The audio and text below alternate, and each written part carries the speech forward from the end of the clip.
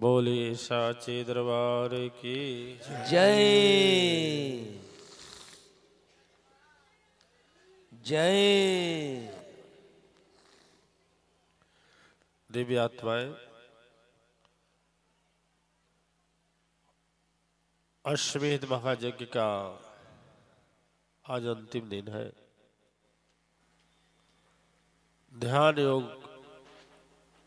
का लास्ट है। अपने जीवन बोलने वालों की लिस्ट हजारों है। जो अपने लोग माने जो लोग जीवन अपना बोलना चाह रहे हैं हजारों है। 2-3 लोगों को और शाम को अवसर है, बोल सकते हैं।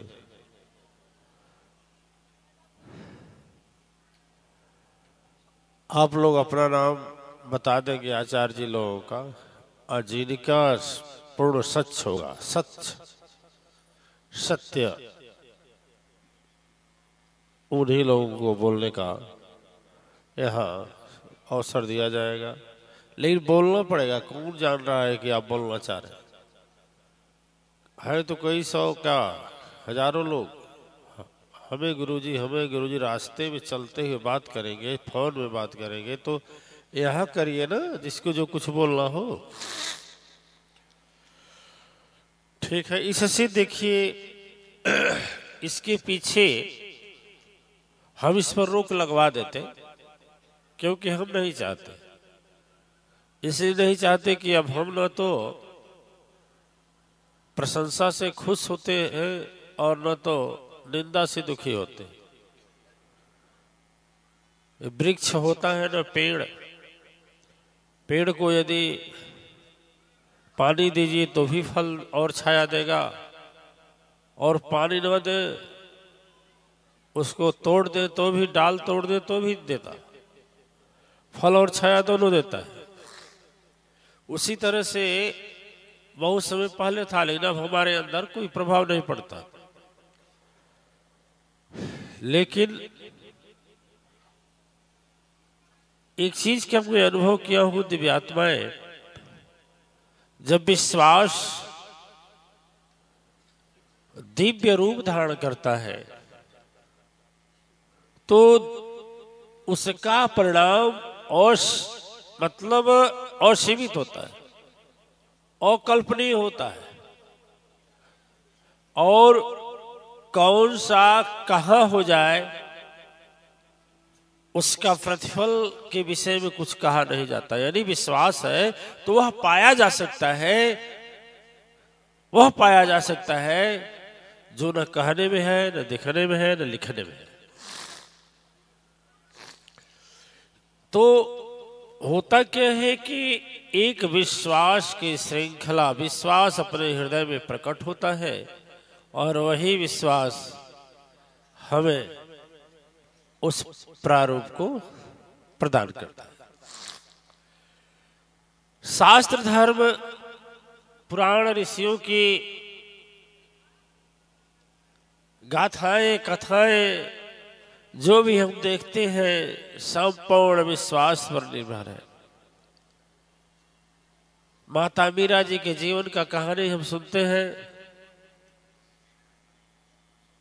भगवान कृष्ण के विषय में इतना पागल हो गई थी, इतना उनके मन में विश्वास था कि जहर भी भेजवाया गया तो अमृत हो गया, नहीं मरी।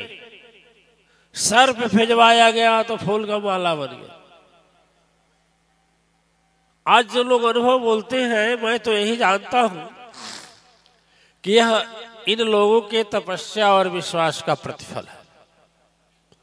तो पूरी आत्माएं बोलने से ऐसा होता है कि लोगों के अंदर एक श्रद्धा और विश्वास की शक्ति जागृत होती है, और वह श्रद्धा विश्वास की जागृति जब निष्ठा अपार होता है तो निष्ठा अपार होता है तो बुद्धि शुद्ध होती है। जब बुद्धि शुद्ध होती है तो मन पवित्र होता है, और मन पवित्र होता है तो जो भी कर्म करते हैं हम, वो भी अच्छा और सच्चा होता है। आजकल के समय में आशा रखा जाता है बच्चों से कि बच्चा बड़ा होकर के लायक होगा, हमारे आज्ञा का पालन करेगा, भगवान राम और श्रवण कुमार की तरह मेरा सेवा करेगा। लेकिन इसके ठीक उल्टा हो जाता है। उल्टा कहां से होता है? वो जो बुद्धि भ्रष्ट हो जाती है, वही बच्चा कभी मां के बिना रह नहीं पाता था, वही बच्चा नन्ही अवस्था में बिना मां को खिलाए खाता नहीं था, वही बच्चा यदि प्याज की सब्जी काट रही है मां और प्याज का रस उड़ करके आंख में गया और आंख से आंसू गिरने लगता है, तो बच्चा भी रोने लगता है, यह समझ करके कि लग रहा है मां रो रही है। और वही बच्चा समय का अंतराल ऐसा होता है कि माँ वहीं रोती रहती है, रोती रोती मर तक जाती है, लेकिन वह अपने स्थान से कलकत्ता, बम्बई, दिल्ली से छुट्टी लेने का कोशिश प्रयास नहीं करता। बोलता है पैसा दे रहे हैं दिखा लीजिएगा। दिव्यात्माएं यह स्थिति तो यहाँ तक पता नहीं आप लोग गए हैं कि नहीं गए हैं, हम तो कई वृद्धाश्रम में जाकर देखे हैं। वहां ऐसे ऐसे लोगों के माँ बाप हैं जिनके बच्चे पढ़े लिखे उच्च कोटि के पदाधिकारी हैं, उन सबों के माताएं वहां जाकर के पिता रह रहे हैं और अपना जीवन काट रहे हैं। कल्पना कीजिए, विचार कीजिए कि बच्चे का पालन पोषण किया और नाती का उससे भी ज्यादा किया, और उसी नाती को देखने के लिए, उसके साथ रहने के लिए आपको दूर किया जाए तो हृदय पर कितना चोट होगा। तो यह बुद्धि की बात होती है। बुद्धि जब भ्रष्ट होता है, बुद्धि जब कुमति होती है, कुमति जिसे बोलते हैं, लिखा गया, कहा गया है ना कि जहां सुमति तह संपत्ति नाना, जहां कुमति तह विपत्ति निधान। यदि बुद्धि भ्रष्ट न हो, बुद्धि सत्य हो, शुद्ध हो, दिव्य आत्माएं मानव हर एक हालात में सत्य और धर्म के मार्ग पर आगे बढ़ता रहेगा, बढ़ता चलता रहेगा। इसलिए मैं कहता हूं तपस्या करने बैठना, पूजा करने बैठना, ध्यान करने बैठना, तो सबसे पहले सरस्वती का ही, जो विद्या की देवी है, उन्हीं का ही याद करना कि माँ मेरी बुद्धि को शुद्ध करना। यह बुद्धि शुद्ध, याद रखें, सरस्वती का खेल बड़ा निराला है। शास्त्र बताता है कि माता कैकेयी भगवान राम को भरत जी से ज्यादा मान रही थी, लेकिन बुद्धि जब भ्रष्ट हुई, देवताओं ने देखा कि अब तो बात बनने वाला नहीं है, मंथरा लाख उपाय कर रही है लेकिन कैकेयी मानने वाली नहीं है, तो फिर देवताओं ने निवेदन किया, विनती किया, और माँ सरस्वती कैकेयी के वाणी में आकर बैठ गई और तब तक जिद की जब तक होनी अनहोनी में बदल नहीं ली। शास्त्र ही बोलता है, दिव्य आत्माएं, शास्त्र ही बोलता है कि जब रावण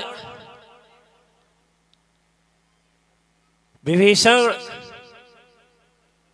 कुंभकर्ण तपस्या करने बैठे और ब्रह्मा जी प्रकट हुए, तो कुंभकर्ण बोला, इच्छा क्या था उसका कि हे भगवान 6 महीना जगे तो 1 दिन सोए। देवता ने सोचा कि तू सृष्टि निष्ठ कर देगा, तो फिर सरस्वती माता से प्रार्थना की, और जब सरस्वती मैया जीभ पर बैठी तो तुरंत बुद्धि पलट गई। और जैसे बुद्धि पलटी, वह जहां जागने को मांगना था वह सोने को मांग लिया। तपस्या वही है, मेहनत वही है, लेकिन जब उसका फल लेना हुआ तो उसकी बुद्धि क्या हुई? भ्रष्ट। अच्छा, दिव्यात्मा देखते हैं बुद्धि जब भ्रष्ट होती है तो ऐसे ही हालात में अपराध होते हैं, ऐसे ही हालात में पाप होते हैं, ऐसे हालात में ही। और एक बात और है, जब बुद्धि भ्रष्ट होती है समझाने का लाख कोशिश करो, कोई मानने वाला कोई नहीं मानता। जब बुद्धि भ्रष्ट होती है तो अंत में लोग हार जाते हैं, तो बोलते हैं विनाश काले विपरीत बुद्धि, क्योंकि तेरी बुद्धि अब भ्रष्ट हो चुकी है। तेरा अब बुद्धि सद्बुद्धि जब नष्ट होती है वहीं से मनुष्य के पतन का कारण होता है। किसी भी अधिकारी की बुद्धि जब भ्रष्ट होती है तो अपने नीचे के कर्मचारियों से गिर जाता है, नजरों से गिर जाता है। किसी रिश्वतखोर अधिकारी की बुद्धि जब भ्रष्ट होती है तो रिश्वत देने वाले के नजरों से गिर जाता है। जब बुद्धि भ्रष्ट होती है लाख समझाओ, विनाश होने के बाद समझ में आएगा। बोलते हैं रावण जैसा ज्ञानी कोई नहीं था, कंस जैसा ज्ञानी कोई नहीं था। देखिए रावण क्या था, रावण के लिए समझाने वाले खुद मंदोदरी समझाए, माल्यवंत जी समझाए, संत भेष हनुमान जी समझाए, अंगद जी समझाए, सब लोग समझाए, लेकिन गोस्वामी जी महाराज लिखे कि जाकह प्रभु दारुण दुख देना, ताकर मति आगे हर लेना। एक हमारे यहाँ आते थे, एसडीएम साहब थे, अब नहीं है शरीर में, एसडीएम साहब थे। हनुमान जी को जान रहे थे, हनुमान जी जो थे पैरवा से चल रहे थे, उन्हीं के रिश्तेदार थे, एसडीएम साहब थे। वह मेरे पास आए, एक बार आए तो बोले गुरुजी बताए कितनी संपत्ति मैं इकट्ठा किया हूं और बच्चे हमारा रोज मांग रहे हैं। कथा नहीं है, सच्चा है। हम क्या करें? हमने कहा है कि काम करें कि आप किसी भी हालात में जीते जी सारी संपत्ति बच्चों में मत बांटना। बोले नहीं, बच्चे तो बड़े संस्कारी हैं। हमने कहा ठीक है, आपकी इच्छा तो पूछे काहे लिए। 3 महीने बाद आए, 3 महीने ज्यादा नहीं बिता, सारी संपत्ति बांट दिए। 3 महीने बाद आए तो आंखों में आंसू था, सत्ता प्रभुता चली गई थी और अपने जीवन में जो धन भी कमाए थे वो भी बांट दिए थे। पास में यदि 5 रुपए की जरूरत थी तो भी मांगने की नौबत आ गई। और वह बोले गुरुजी आपका बात न मानकर मैं इतना दुखी हूं कि आप लोग बोलते हैं कि मरने के बाद नरक मिलता है, लेकिन हम जीते जी नरक भोग रहा हूं। मैं कह भी नहीं सकता कि मैं एक उच्च प्रशासनिक अधिकारी था और हम कैसा विवेक शून्य पूर्ण कार्य कर दिए। तो दिव्यात्माएं, आज हम लोगों का ध्यान इसी पर होगा, फोकस इसी पर होगा कि बुद्धि हमारी सद्बुद्धि बनी रहे और हम हमेशा सत्य और धर्म मार्ग पर चलते रहे। ठीक है। और अंत में एसडीएम साहब की इतनी दुर्दशा हुई कि यहाँ से जाने के बाद में 6 महीने के बाद ही पैरालाइज हो गए, डिप्रेशन में आने के बाद में, और अंतोगत्वा 6 महीने बाद शरीर छूट गया। ठीक है। कहने का मतलब गुरु की आज्ञा का उल्लंघन और अपने बुद्धि की रक्षा न करना या अपना सद्बुद्धि को शुद्ध न करना, यह दोनों खतरनाक है।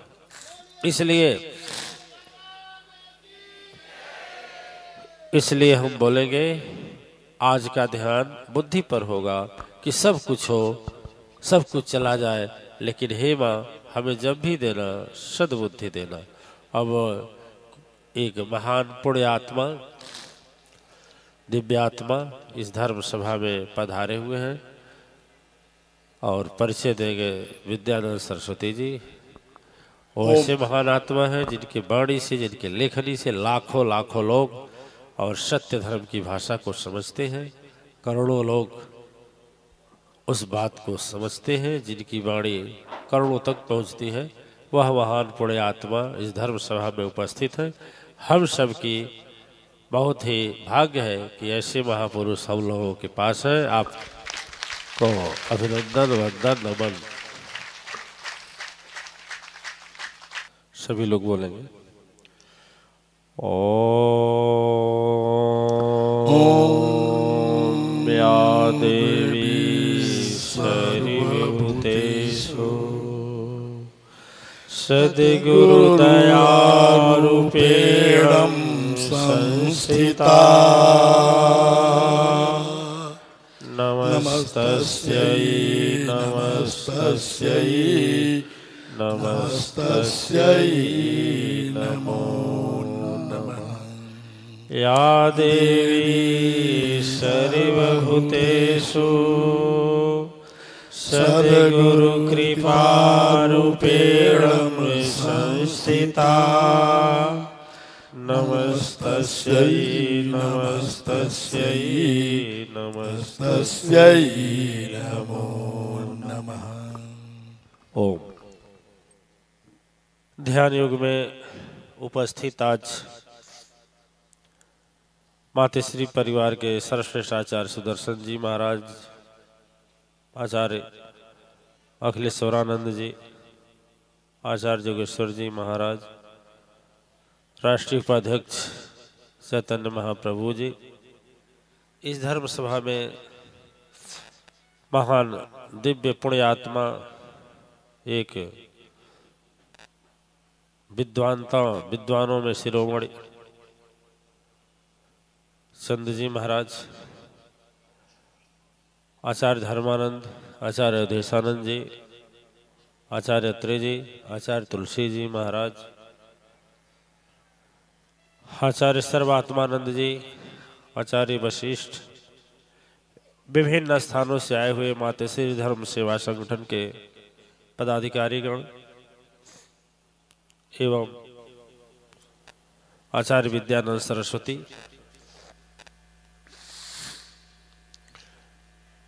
अश्वमेध महायज्ञ का आज अंतिम दिन है और पुनः आज का कार्यक्रम भी बहुत है, शायद आप लोगों को भी अधिक परिश्रम करना होगा। दीपक बनाना, तेल तैयार करना, बाती तैयार करना, क्योंकि लाखों दीपों से आरती के लिए जो संकल्पित योजना है आज इसको पूरा करना है। नदी की तट सफाई हो गई है यहाँ से वहां तक और सफाई कार्य जारी है। आप लोग पहले नदी के किनारे जाएंगे। जो विशेष लोग हैं जिनका अश्वमेध यज्ञ के सामने कुंड बने हुए पक्के कुंड, वह लोग अपने जगह वहां काफी है, आगे हट करके थोड़ा सा आगे बढ़ करके अपना अपना वहीं पर दीप को प्रज्वलित करेंगे।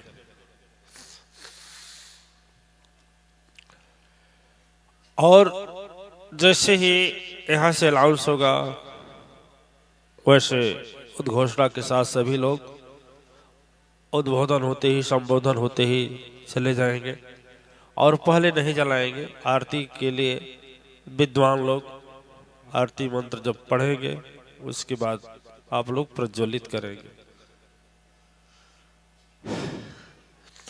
दूसरी बात, आज थोड़ा अपना सतर्कता, अपने बच्चों को देख रेख बढ़िया से नदी के तट प्रवाह से दूर।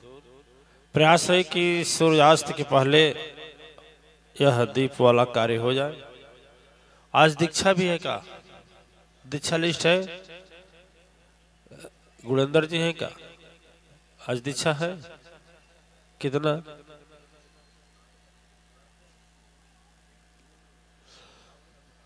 काफी लोग हैं। ठीक है, हम देखेंगे। दीक्षा तो असंभव है क्योंकि 3 घंटा तो लग जाएगा करीब दीप वाला में। उसको इतने लोगों को नदी के तट पर जाना, फिर दीपक को जलाना, उसमें बत्ती आग करना दिक्कत है। फिर शाम को 28 है वह सत्संग, फिर 28 वाला यह यज्ञ चल ही रहा है। तो आज थोड़ा देखेंगे तो शाम को हम बताएंगे, नहीं तो अगली 29 तारीख को दीक्षा आपको प्रदान कर दी जाएगी। हर 28 तारीख को सत्संग होता ही है, 29 को हो जाएगा। हाँ उस नवरात्र में, हाँ अरे ठीक है, वो भी तो नवरात्र में पड़ रहा है। ये 28 अश्वमेध यज्ञ, वो 28 नवरात्र। ठीक है, लेकिन आज ये अटल कहाँ गए? कुछ हम योगा बताने वाले थे आपको आज, गठिया दर्द, कमर दर्द, घुटना दर्द, लेकिन वो तो अटल नहीं है, अटल के लिए आसन भी नहीं है। फिर कल आप लोग रुकेंगे नहीं, तो फिर नवरात्रि में क्या करें? नहीं तो कहाँ लगाएंगे, जगह नहीं है। कुछ दुर्भाग्य ऐसी है, कितना ही बड़ा पंडलवा बनता है छोटा हो जाता, कितना ही बड़ा बनता है छोटा हो जाता। अभी हम समझ रहे हैं कितने लोग टहल रहे हैं, वो लोग आ जाएं तो मुश्किलें है जगह। अब 20,000 लोगों के लिए इंजीनियर यहाँ मतलब स्थान बनाया है, देख करके 20,000 लोग आसानी से बैठ सकते हैं। आप 5,000 सो सकते हैं, 4 से 5,000 सो सकते हैं, 20 से 21,000 बैठ सकते हैं। वैसे भर जाता है, रास्तों में लोग बैठ जाते हैं। क्या करें, जगह नहीं मिले तो क्या करें, बैठना है। अब योग क्रिया ध्यान विधि भी नहीं पूर्ण ढंग से बताई जा सकती है। दिव्य आत्माएं, महापुण्य आत्मा, इन का वह दृष्टांत इतना थोड़ा विचार करने योग्य है। इस संसार रूपी समुद्र में, संसार रूपी तालाब में, संसार रूपी सरोवर में 3 ही मछलियां हैं, 3 ही हैं। गुण से देखो तो भी 3, रजोगुण, सतोगुण, तमोगुण। अवस्था से देखो तो भी 3 गुण, बचपन, जवानी, बुढ़ापा। और भाव से देखो तो भी 3। एक सोचता है जो होगा सो देखा जाएगा, जो होगा सो, और अंत काल बड़ी गति सदगति बेकार होती। एक बार की बात थी, आप लोगों से बताया हूं कि नहीं, कि थाईलैंड की धरती पर हम प्रवचन करके आ रहे थे, संध्या हो चुकी थी, बहुत तेजी से कदम बढ़ रहा था। तब तक पीछे से एक मोटरसाइकिल वाला आया, ब्रेक मारा, और ब्रेक मार करके बोला, का हो गुरुजी, हो गई लुटाई, लूट लिया, कितना मिलल? हम कुछ नहीं बोले, द्वितीय अश्वमेध यज्ञ के लिए गए थे। हमने कहा कि उसको दिया जो उपदेश पत्र था पढ़ने के लिए। उपदेश पत्र जब पढ़ा तो कहा, अरे ऐसा ऐसा हम बहुत देखे हैं, बहुत पढ़े हैं। अरे खा लो, पी लो, मौज उड़ा लो, ऐश कर लो, दुनिया में क्या रखा। ये ढोंग पाखंड 420 में धन खर्च करने जाए, आप लोगों का काम ही यही है। बहुत देखे हैं, 5 पैसा हम नहीं दे सकते, शरीर मिली है भोग भोगने के लिए। दिव्यात्माएं, उसकी वाणी को सारा मैं सुन लिया, कुछ बोला नहीं। जग बीत गई, समय चला गया, हम उस शब्द को भूल भी गए। लेकिन 3 साल, ठीक उसके 3 साल बाद एक दंपति, माता पिता 28 वर्ष के अपने बच्चे को लेकर आए और उस पार आश्रम में सुला दिए थे। बच्चा सोया नहीं था, जगा था, लेकिन सरकार, सारे डॉक्टर उसको जवाब दे चुके थे। पैसे से जो सुरा सुंदरी की वृत्ति, उसकी दुर्व्यसन था, धर्म में न खर्च करके सुख भोग में खर्चा किया। एक ही जवाब बोलता था जो महान पुण्य आत्मा जी ने कहा, जो होगा देखा जाएगा, काल चल देखा जाएगा। कल कौन देखा है, चल। स्थिति ऐसी आ गई कि जब सुलाया गया, उसके पास हम पहुंचे। हम तो उसके चेहरे को नहीं पहचान सके, लेकिन उसके दिमाग में वह उस 27 जनवरी का वह संध्या उसे दिमाग में आ गया। और दोनों हाथ जोड़ा, कहा, गुरुजी क्षमा करें, एड्स की बीमारी अपने ऐसे चौथे चरण पर पहुंच चुकी थी कि जो बोल रहा था देखा जाएगा, जब देखने की गति आई तो आंख में आंसू था, शरीर में तड़पन था। और मैं सोचा कि तड़प करके यदि यहीं मर जाएगा तो एक बेइज्जती और अपमान होगा ना। हमने कहा एक काम कर, जल्दी लेकर जाइए। माता पिता रोने लगे, गुरुजी आपके यहाँ से तो लोग ठीक हुए। हमने कहा लोग ठीक हुए हैं। हम कहे अब शरीर छोड़ने वाला है तो इस व्यक्ति को हम क्या जवाब दें। लेकिन मैं इतना जरूर कहा कि बच्चा जाओ, तुम कुछ घंटे के मेहमान हो, लेकिन एक शब्द याद करके जाना, जो यह सोचकर जीवन बिताता है कि जो होगा देखा जाएगा, उसको देखने के लिए न सामर्थ्य रहती है, न ताकत रहता है, न वक्त रहता है। हम समझते हैं हमारे आश्रम से जाने के बाद वह घर तक नहीं पहुंचा होगा कि शरीर छूट गई। दिव्य आत्माएं ऐसे हालात में भी जीवन जीना मूर्खता है, अज्ञानता है कि जो होगा सो देखा जाएगा। और जो जीव इस प्रकार से जीवन जीता है वह जीव ही रहता है। जीव और प्राणी रहता है, मानव नहीं रहता। मानव विवेकशील प्राणी होता है, उसे सोचना चाहिए। और शंका में जीने वाला व्यक्ति, देखिए जो शंका में जीता है, इसके जनो भगवान हो भाई, सही बात है, सारे दुख की सजा पा रहे हैं, हम भी मिलेगा। वह अपना रास्ता खोजता है। कहने को कहा जाता है कि यदि नदी में तूफान आवे, उसके पहले व्यवस्था नहीं करेगा आदमी तो तूफान आ जाएगा तो व्यवस्था क्या करेगा।